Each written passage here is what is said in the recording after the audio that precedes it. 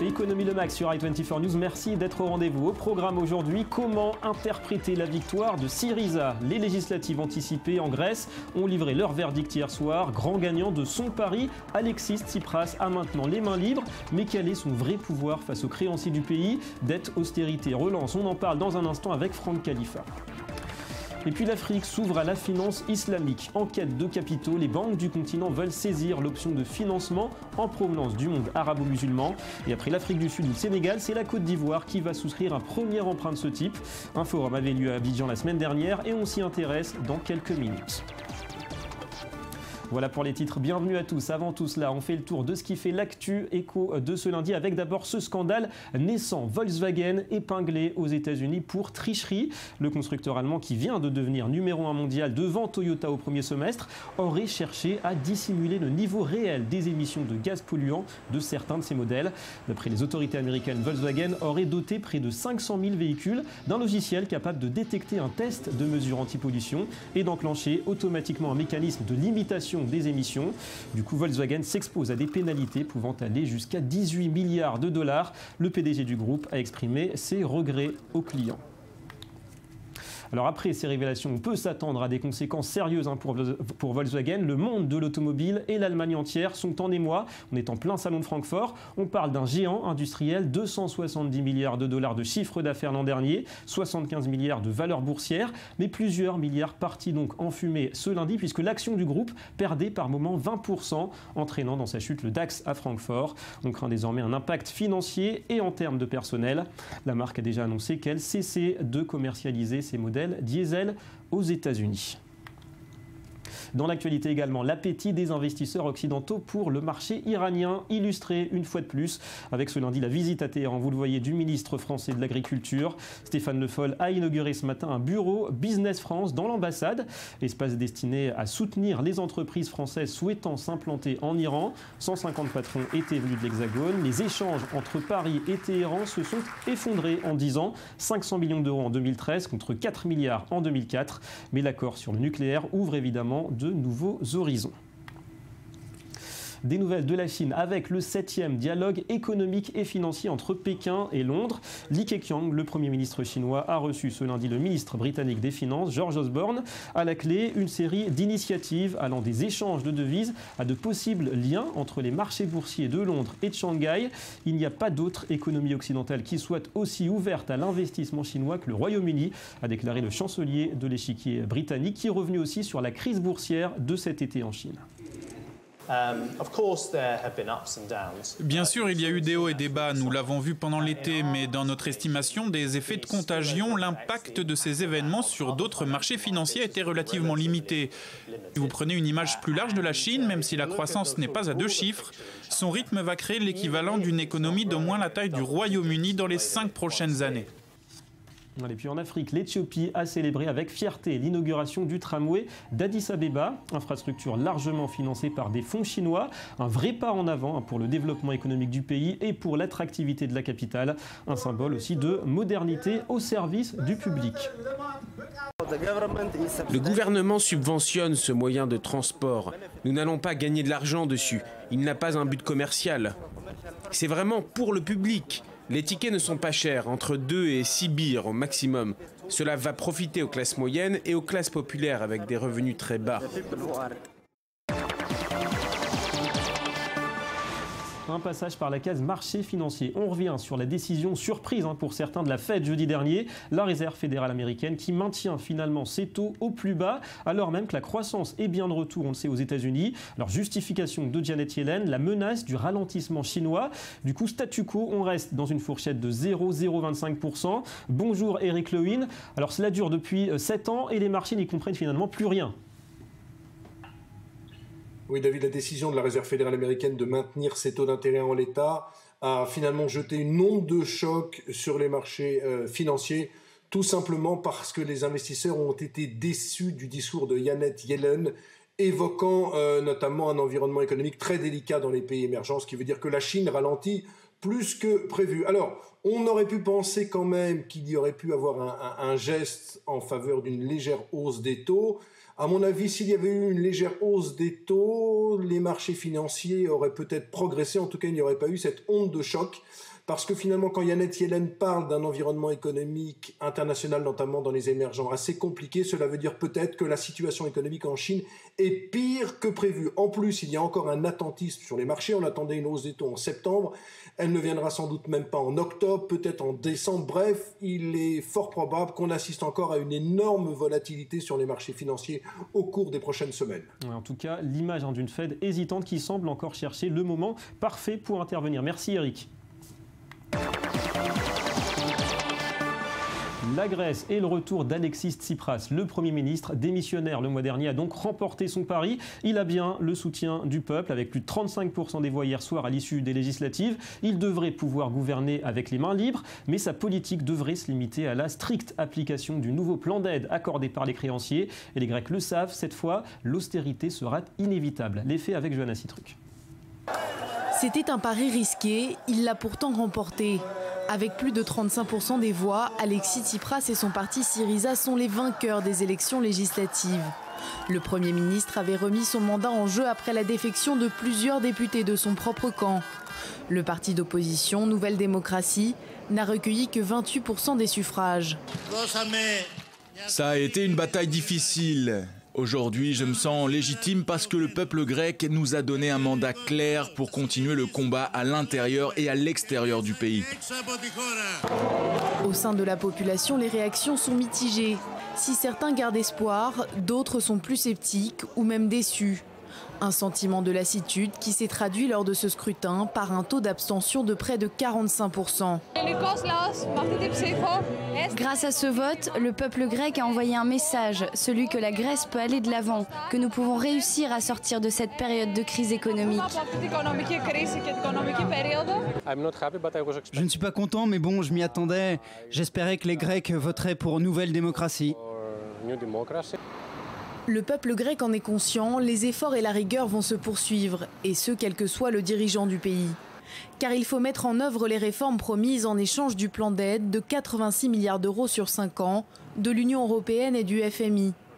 Dans les prochaines semaines, 45 nouvelles mesures devront être votées, un budget plus serré adopté et un calendrier de privatisation mis en place. Les difficultés sont devant nous, mais nous avons une base solide, nous savons où aller, où mettre les pieds et quelles sont nos perspectives. Se sortir de la crise ne se fera pas comme par magie, ce sera à force de travail, en suivant un plan avec ténacité et en luttant.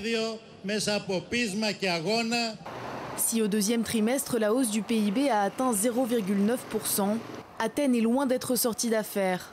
Selon certains économistes, cela pourrait prendre plusieurs années, voire même une décennie avant de renouer avec une croissance solide et durable.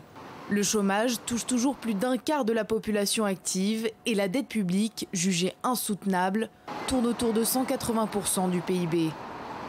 Et peut-être même 200% du PIB dès l'an prochain, rythme exponentiel. On va retrouver le docteur Franck Khalifa. Bonjour. Bonjour David. Depuis Toulouse, vous êtes professeur certifié hors classe d'économie. Alors avec ces choix à nouveau de Syriza, quel est finalement le message des Grecs à l'Europe? Est-ce que c'est un défi aux créanciers, une volonté de résistance, ou bien Syriza est devenu un choix par défaut, un choix de résignation? En témoigne d'ailleurs la forte abstention, on l'a dit. Vous savez David, le scrutin n'a pas suscité de grand enthousiasme. Les sondages dévoilaient un Tsipras talonné par la droite. Je ne crois pas que les Grecs aient envoyé un quelconque message ou aient envisagé de défier l'Europe.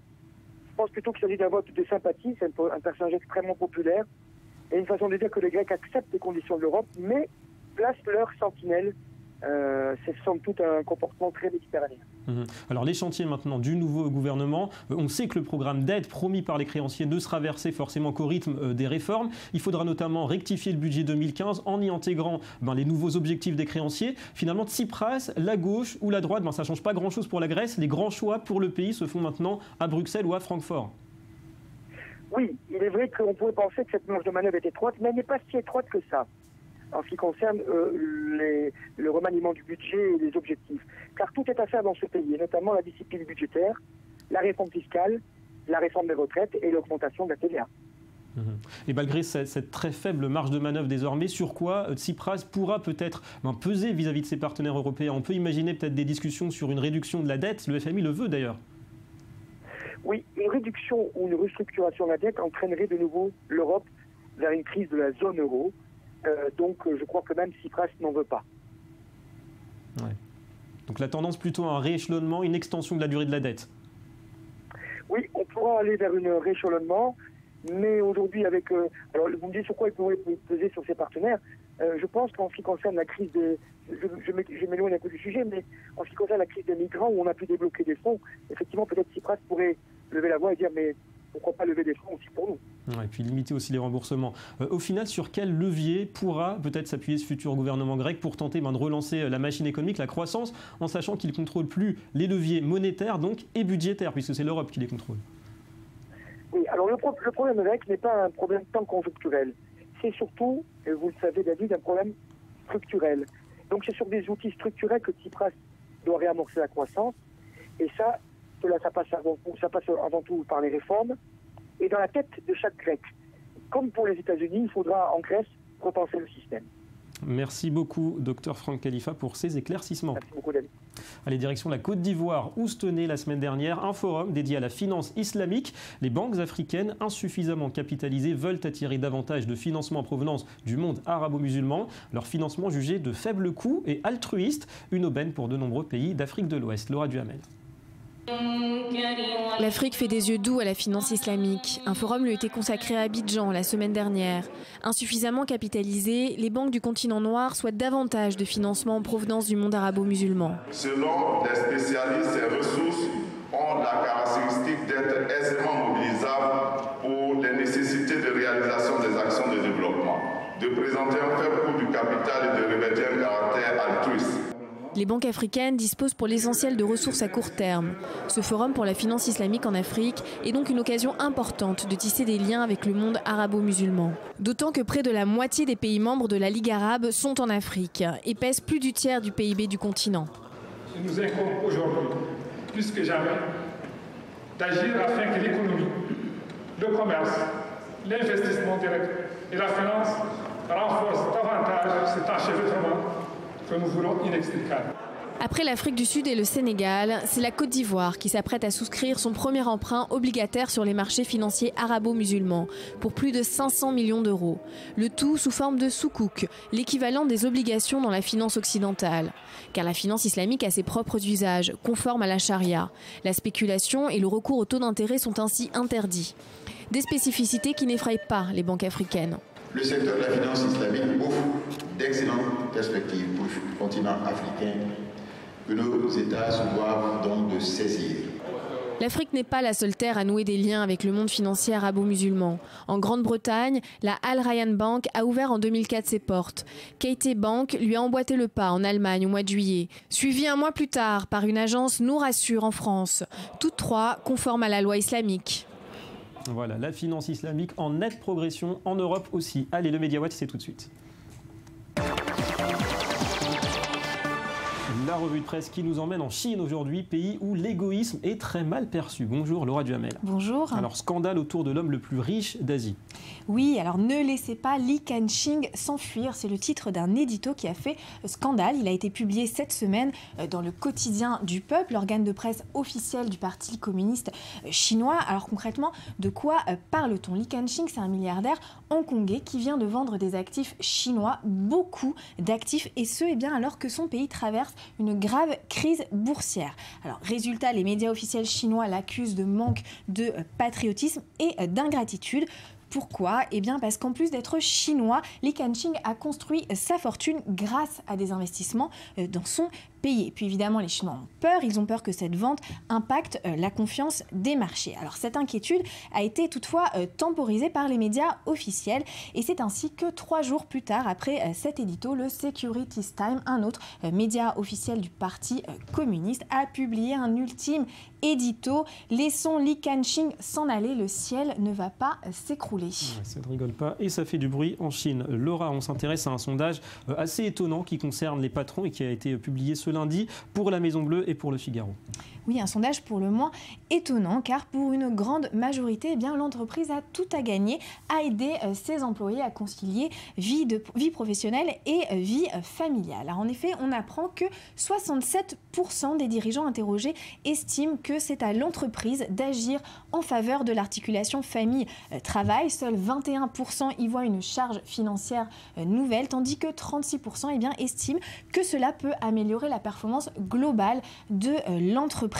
Alors quant aux mesures censées aider cette conciliation, eh bien, les sondés évoquent des horaires aménagés, le télétravail ou encore la crèche d'entreprise. Et pour conclure, eh bien, que les hommes se rassurent, car pour 77% des sondés, David, la conciliation famille-travail les concerne tout autant que les femmes. C'est un message d'égalité. Merci beaucoup Laura et à très bientôt.